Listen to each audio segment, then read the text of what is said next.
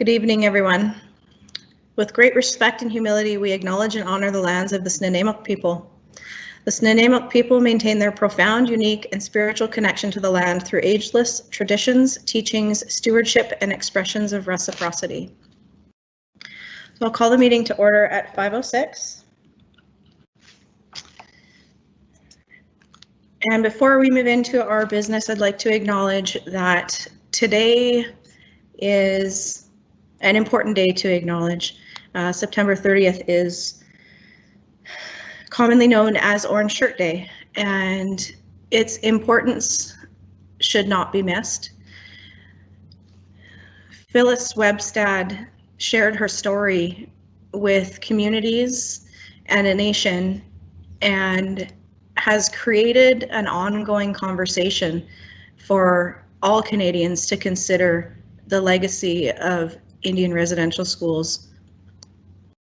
And it's a dark component of Canada's past and something that we need to continue to consider as we move forward in our path of reconciliation, especially as educators and as a Board of Education overseeing an institution of education. And so we want to acknowledge this with thoughtfulness and share that our commitment to being better than history stands each and every day as we support all of the students, because every child matters. Are there any additions, deletions, or change in order to the agenda?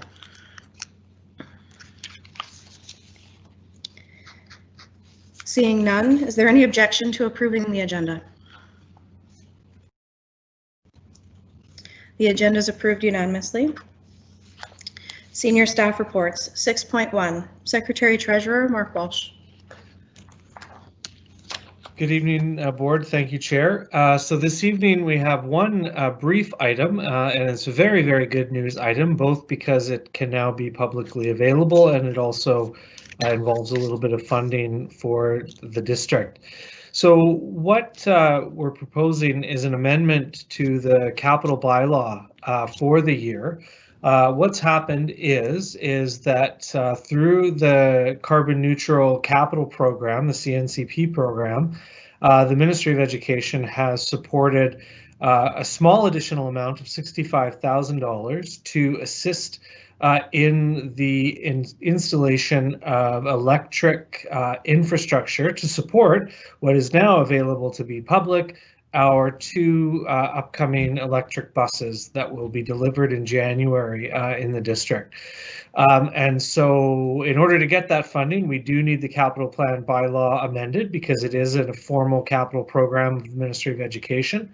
And so it's with great pleasure we announce that.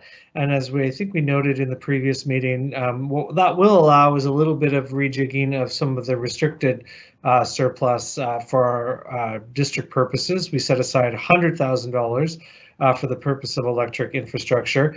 So the 65 should cover most, perhaps not all, of that infrastructure cost. And the one other piece, just to bring to your attention, is that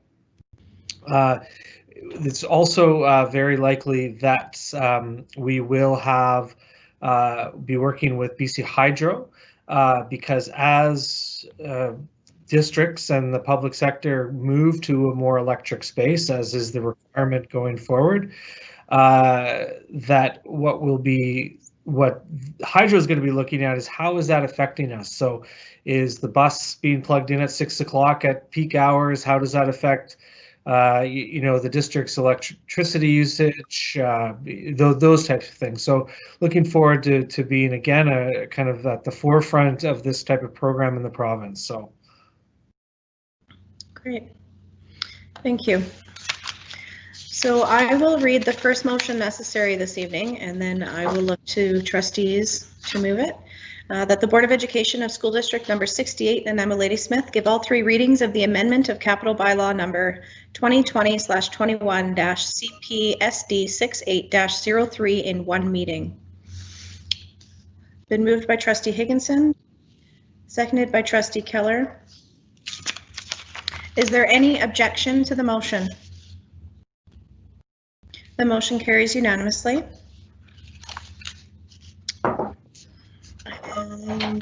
Trustee Stanley? Thank you.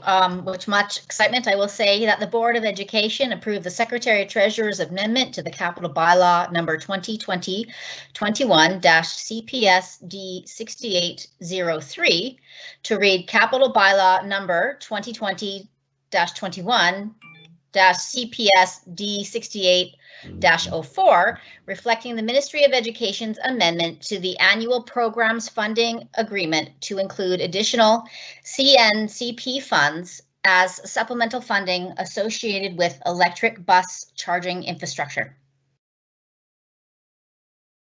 Read a first time this 30th day of September 2020. Thank you for that. Thank you. So it's been moved by Trustee Stanley, seconded by Trustee Keller. And so I'll call the question on the motion. Is there any objection to the motion? Motion carries unanimously. Trustee Brezovich? Thank you. That the Board of Education approve the Secretary Treasurer's amendment to Capital Bylaw number 2020-21-CPS-D 68-03 to read Capital Bylaw number 2020/21-CPS-D 68-04, reflecting the Ministry of Education's amendment to the annual programs funding agreement to include additional CNCP funds as supplemental funding associated with electric bus charging infrastructure, read a second time this 30th day of September 2020. The motion's been moved by Trustee Brezovich. Is there a second? Seconded by Trustee Keller. Is there any objection to the motion? Seeing none, the motion carries unanimously.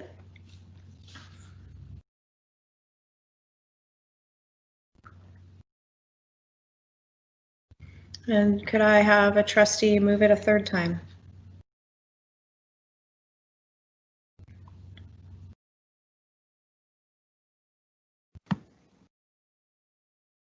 I can.